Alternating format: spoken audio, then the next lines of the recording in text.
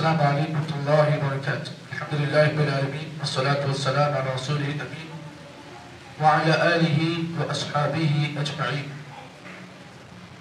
وعن ابی ذر رضی اللہ تعالی عنہ قال قال النبی صلی اللہ علیہ وسلم يقول اللہ عز وجل من جاء بالحسنة فله عشر أمثالها أو أزيد ومن جاء بالسيئة فجزاء سيئة مثلها أو أغفر ومن تقرب مني شبرا تقربت منه ذراعا ومن تقرب مني ذراعا تقربت منه باء ومن أتاني يمشي أتيته هرولة ومن لقيتني بقراب الأرض قطيئة لا يشرك بي شيئا لقيته بمثلها مغفرة. رواه مسلم. امام مسلم نے اپنی صحیح کے اندر اس حدیث کو روایت کیا اور ابھی حدیث ابو ذر غفاری رضی اللہ تعالیٰ عنہ ہے. گزشتہ درس میں آپ کے سامنے اللہ تعالیٰ سے امید کے سلسلے میں یہ احادیث پیش کی جا رہی ہے. یہ اس سلسلے کی دوسری حدیث ہے اور ابھی حضرت ابو ذر رضی اللہ تعالیٰ عنہ ہے اور یہ حدیث قدسی ہے. حدیث قدسی حدیث کی وہ قسم ہوتی ہے جو اللہ رب العالمین کے الفاظ ہوتے ہیں اور اللہ تعالیٰ سے اللہ کے نبی صلی اللہ علیہ وسلم وہ حدیث کو روایت کرتے ہیں.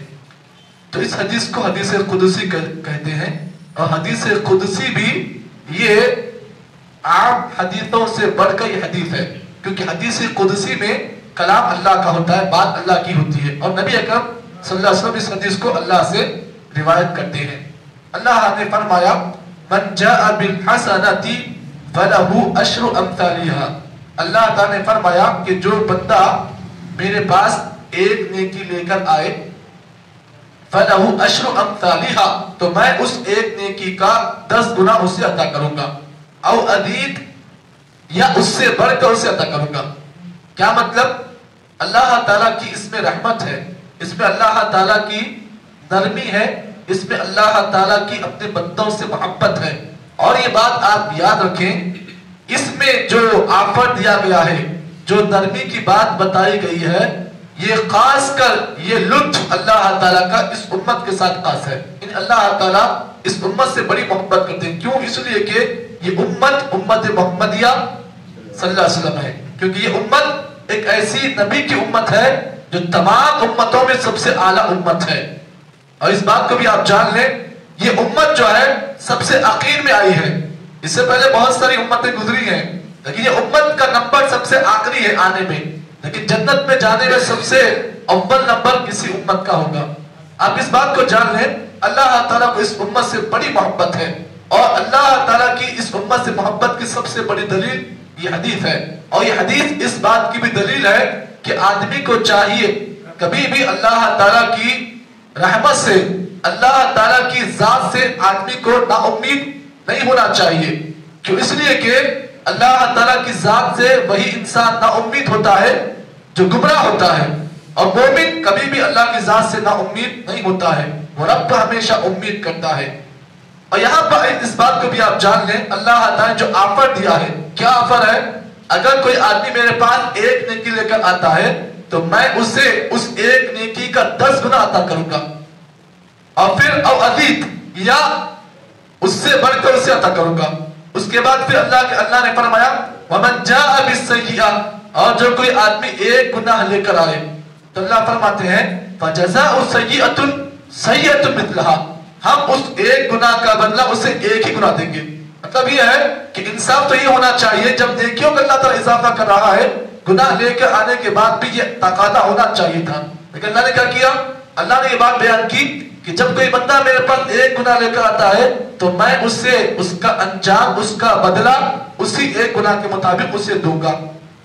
اس کے بعد پھر اللہ نے فرمایا او اغفر یا میں اس سے ایک گناہ کو معاف کر سکتا ہوں.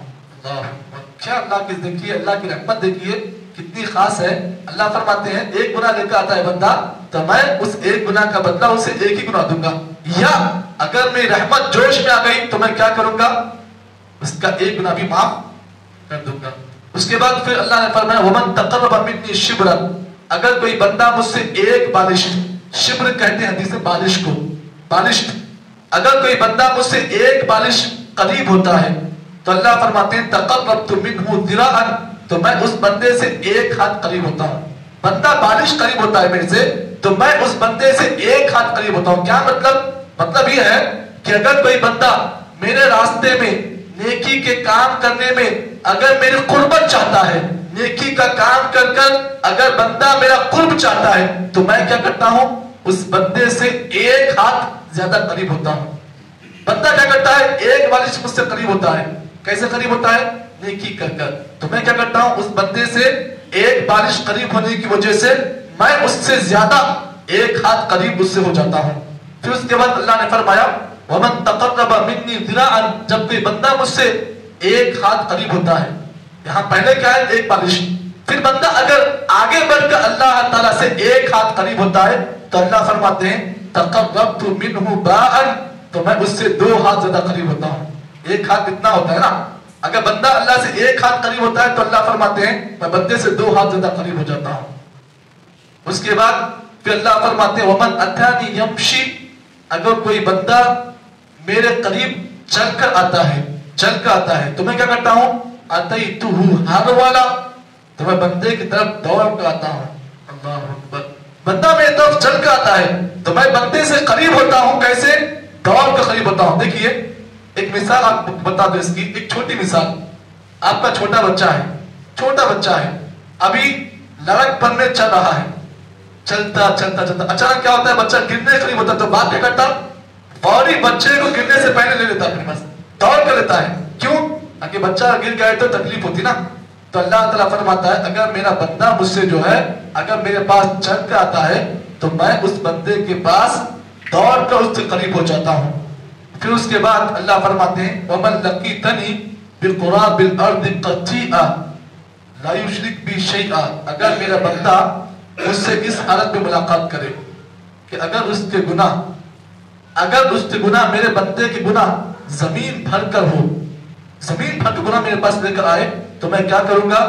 لیکن شرط یہ ہے کہ اگر بندہ میرے ساتھ شرک نہیں کرتا ہے تو میں اس کے مطابق اس آدمی کے تمام گناہوں کو معاف کروں گا.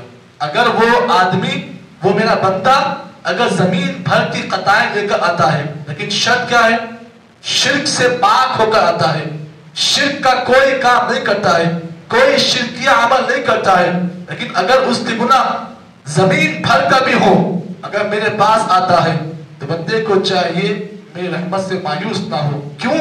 اس لیے کہ میں اس کے زمین بھر کے گناہوں کے مطابق اللہ تعالیٰ فرماتا ہے میں اس سے گناہوں کی مغفرت کروں گا. اس حدیث میں سمجھنے کے لیے اور سوچنے والوں کے لیے بہت سارے اسباق ہیں. آج ہم لوگ اللہ سے دور بھاگتے ہیں لیکن اللہ تعالیٰ ہم سے قریب ہونے کی کوشش کرتا ہے. ہم کیا کرتے ہیں؟ اللہ کو اپنے سے دور کرتے ہیں. کیسے؟ گناہ کر کے، نافرمانی کے کام کر کر. جبکہ اللہ تعالیٰ فرماتے ہیں دیکھو میرے بندو تم مجھ سے نیکیاں کر کر میری قربت کو چاہو. اللہ فرماتا ہے تو معلوم یہ ہوا اگر ہم یہ چاہتے ہیں کہ اللہ کا قرب حاصل کریں یا ہم یہ چاہتے ہیں کہ اللہ ہم سے قریب ہو تو اس کے لیے ایک کام یہ کرنا ہوگا کہ ہم نیکیوں کے ذریعے سے، اچھے کاموں کے ذریعے سے اللہ کی قربت حاصل کریں. اور جو بندہ اللہ سے قریب ہو جاتا ہے یا پھر اللہ جس بندے سے قریب ہو جاتا ہے پھر اللہ تعالیٰ اس کی دنیا بھی سنوارتے ہیں اور اس کی آخرت بھی سنوارتے ہیں. اس حدیث میں ایک اور مسئلہ یہ معلوم ہوا کہ آدمی کو چاہیے کبھی بھی گناہ ہو جانے کے بعد، غلطی ہو جانے کے بعد آدمی کو اللہ کی ذات سے، اللہ کی رحمت سے نا امید نہیں ہونا چاہیے. آدمی گناہ کرنے کے فوری بعد احساس گناہ کا ذمہ داری اپنے اوپر رکھ کر اللہ تعالیٰ سے فوری اپنے گناہ کی معافی مانگے. اللہ تعالیٰ بھی اتنا جلد ہی اسے گناہوں کا اللہ تعالیٰ معاف کرے گا. اللہ سے دعا کرے کہ اللہ رب العالمین مجھے اور آپ کو جتنی باتیں اس حدیث کی روشنی میں بتائی گئی ہیں اللہ تعالیٰ صحیح معنی میں عمل کی توفیق عطا فرمائے. اللہ تعالیٰ ہم تمام کو نیکیوں کے میدان میں آگے بڑھ کر اللہ تعالیٰ کی قربت حاصل کرنے کی توفیق عطا فرمائے. سبحان اللہ بحمدہ، سبحانک اللہم بحمدک، نشہد ان لا الہ الا انت، نستغفرک ونتوب الیک.